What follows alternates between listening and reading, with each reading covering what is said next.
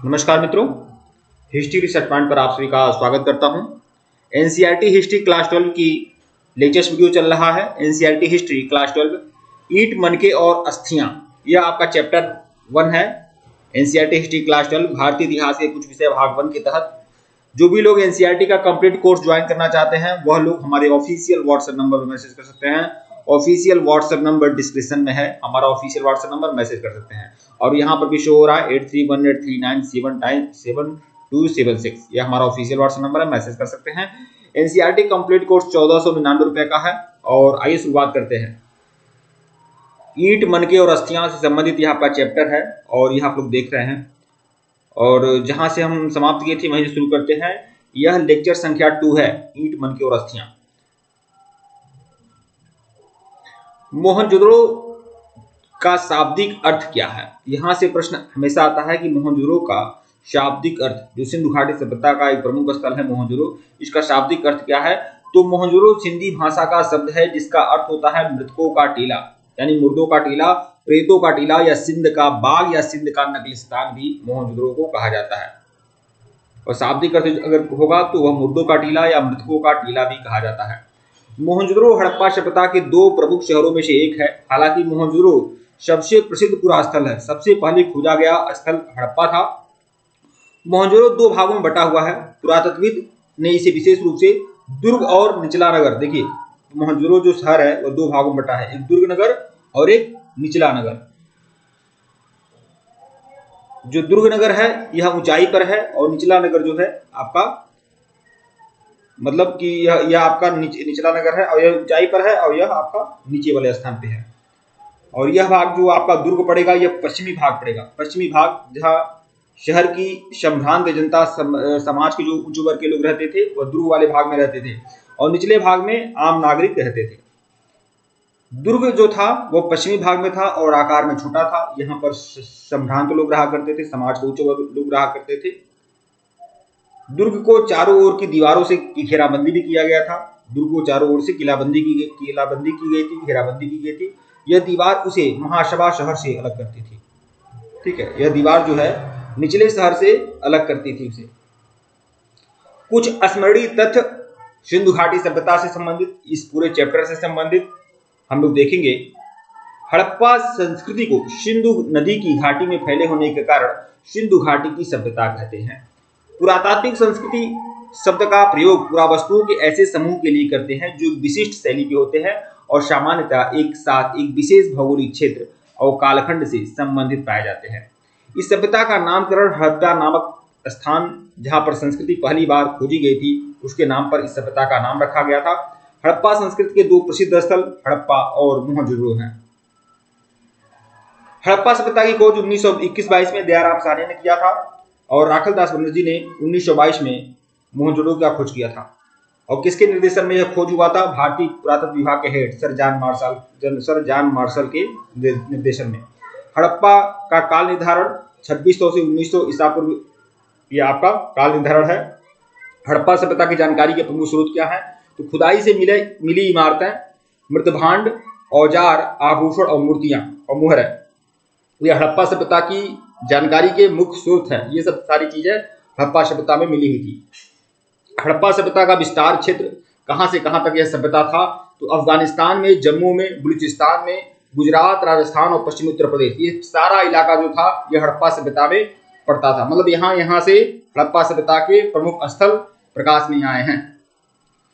हड़प्पा सभ्यता के अन्य प्रमुख स्थल नागेश्वर, बालाकोट, चंदोड़ो, कोटदीजी, धौलावीरा, लोथल, कालीबंगन, बनावरी, राखीगढ़ी, ये सभी हड़प्पा सभ्यता के प्रमुख स्थल हैं। लेकिन हड़प्पा सभ्यता के 2 प्रमुख स्थल हड़प्पा और मोहनजोदड़ो को माना जाता है। हड़प्पा सभ्यता एक नगरीय सभ्यता थी और इसकी प्रमुख विशेषता इसकी नगर निर्माण योजना थी। हड़प्पा सभ्यता की सबसे प्रमुख विशेषता क्या है? नगर निर्माण योजना।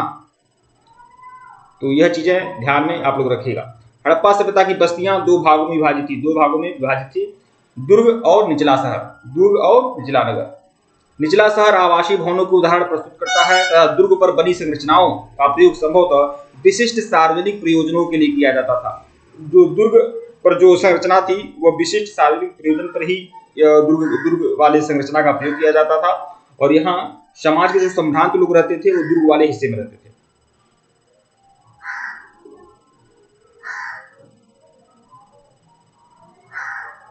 हड़प्पा सभ्यता में सड़कों और गलियों को एक ग्रिड पद्धति द्वारा जोड़ा गया था। ग्रिड पद्धति द्वारा सड़कों और गलियों को जोड़ा गया था और ये एक दूसरे को समकोण पर काटती थी। जल निकास प्रणाली अद्भुत थी हड़प्पा सभ्यता की। घरों की नालियों को गली की नालियों से जोड़ा गया था। घर की जो नालियां थी वो गली की नालियों से जोड़ा गया था। तब नालियां पक्की ईंटों से बनाई जाती थी। नालियां जो होती थी वह पक्की ईंटों से बनाई जाती थी। हड़प्पा सभ्यता में गेहूं, जौ, दाल, सफेद चना, तिल जैसे खाद्य पदार्थों का इस्तेमाल होता था। हड़प्पा सभ्यता में भेड़, बकरी, सूअर जैसे जानवरों के अस्तित्व का भी प्रमाण मिलता है। हड़प्पा सभ्यता में पाई जाने वाली लिपि को पढ़ने में विद्वान अभी तक असमर्थ है। तो अभी तक कोई भी हड़प्पा सभ्यता की लिपि को पढ़ नहीं पाया है। मोहरों पर, मृदभांडों पर क्या चीज लिखी गई है अभी तक यह जानकारी स्पष्ट नहीं हो पाई है। और जिस दिन यह जानकारी मिलेगी तमाम जानकारियां मिल जाएगी हड़प्पा सभ्यता में क्या क्या कौन सी चीज प्रचलन में थी। हड़प्पा सभ्यता की लिपि दाईं से बाईं ओर लिखी जाती थी। इसमें चिन्हों की संख्या 375 से 400 चिन्ह थे इसमें। और दाईं से बाईं यह हड़प्पा सभ्यता की जो भी लिपि थी वह दाईं से बाईं ओर लिखी जाती थी।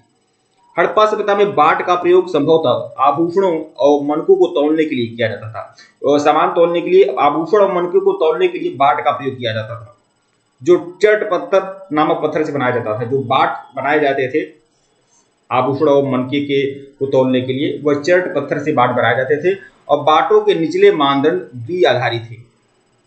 हड़प्पा सभ्यता में बाट का प्रयोग संभवतः आभूषण और मनकों को तौलने के लिए किया जाता था। ये ध्यान रखिएगा, आभूषण और मनके ही तौले जाते थे। मनका एक प्रकार का माला होता था, ठीक है। तो ऐसी बात नहीं कि सामान तोड़ने के लिए नहीं होता था, आभूषण और मनके तोड़ने के लिए ही बाट का प्रयोग होता था, जो चट नामक पत्थर से बनाए जाते थे। बाटों के निचले मानदंड द्विआधारी थे। चंद्रोड़ शिल्प उत्पादन का एक प्रमुख केंद्र था। शिल्प कार्यों में मनके बनाना, शंख की कटाई, धातु कर्म, मोहर निर्माण और चट बाट बनाना महत्वपूर्ण था। मतलब चंद्रोड़ एक शिल्प उत्पादन के प्रमुख केंद्र था। वहां पर मनके बनाए जाते थे या फिर बहुत सारा जो भी हस्तशिल्प वाले वस्तुएं हैं वह चंद्रोड़ों में बनाए जाते थे। मुहरों और मुद्रांकनों का प्रयोग लंबी दूरी के संपर्कों को सुविधाजनक बनाने के लिए किया जाता था।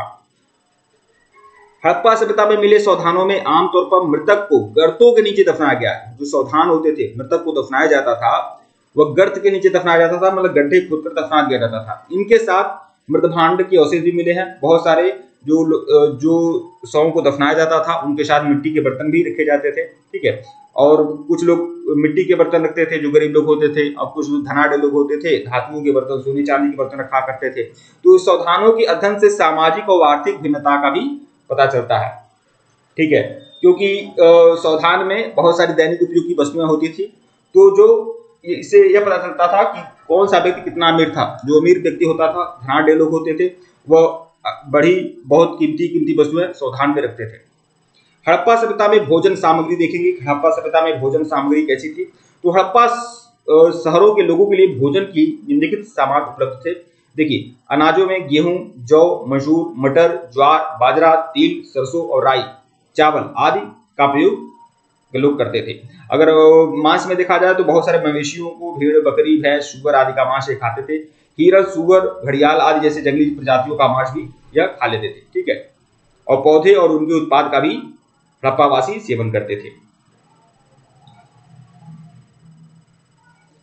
देखिए, यहाँ पर आप लोगों को बता दें कि यहाँ पर कुछ ऐसे भी पशुओं के साक्ष्य मिले हैं, उनकी हड्डियां मिली है, जिससे यह अनुमान लगाया गया था कि हो सकता है ये मांस के लिए, तो हो सकता है वो पशुओं को मारते ही थे, लेकिन हो सकता है बस शिकार की दृष्टि से भी मारते थे। ऐसा नहीं है कि वो बहुत सारे हर जानवर का वो मांस खाते थे, ठीक है।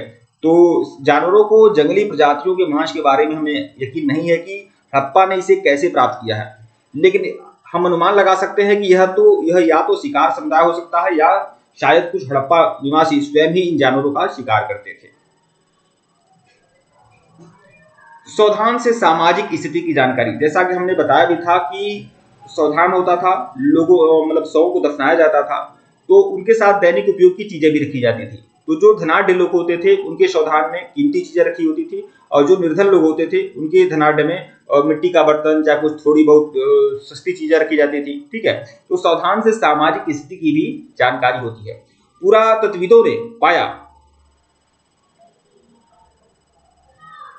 पुरातत्वविदों ने पाया कि सावधान में अंतर होता है। कुछ कब्रें सामान्य बनी होती हैं तो कुछ कब्रों में ईंटों की चिनाई की गई होती है।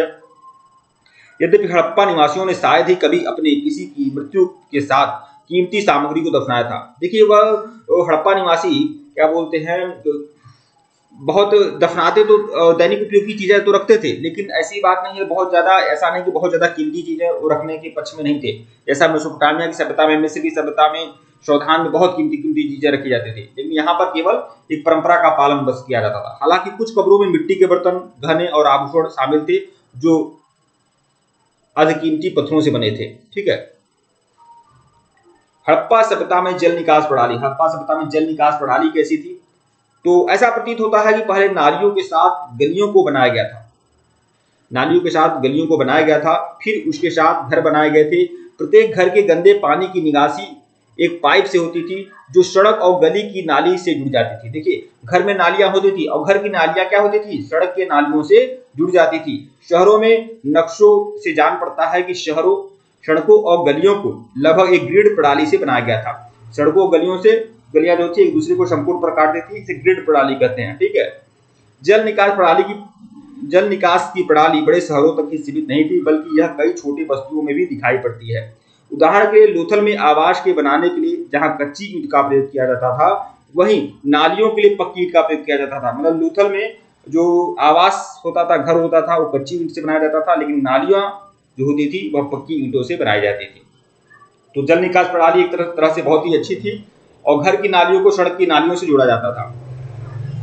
ठीक है मित्रों, वीडियो को लाइक और चैनल को सब्सक्राइब करेगा, टेलीग्राम को बिल्कुल ज्वाइन करेगा, लिंक डिस्क्रिप्शन में दिया गया है। अगर इसके पहले का वीडियो नहीं देखे हैं तो प्लेलिस्ट में जाइएगा। एनसीईआरटी हिस्ट्री लेक्चर्स वीडियो 12 के नाम से प्लेलिस्ट बनी हुई है, जाइएगा देखिएगा। और अगर आप लोग एनसीईआरटी का कंप्लीट कोर्स ज्वाइन करना चाहते हैं तो आप लोग हमारे ऑफिशियल व्हाट्सएप नंबर पर मैसेज कर सकते हैं। ऑफिशियल व्हाट्सएप नंबर डिस्क्रिप्शन में दिया गया है और यहाँ पर भी शो हो रहा है, ऊपर भी शो हो रहा है। यह हमारा official WhatsApp number 8318397276। Complete course पूरा का पूरा लेक्चर्स वीडियो, पूरा का पूरा नोट्स सीरीज आपको मिल जाएगा केवल 1499 रुपए की सीरीज में। जो लोग सीरियस है, गंभीर हैं, वो लोग जुड़ सकते हैं। ठीक है मित्रों, धन्यवाद आप लोग को।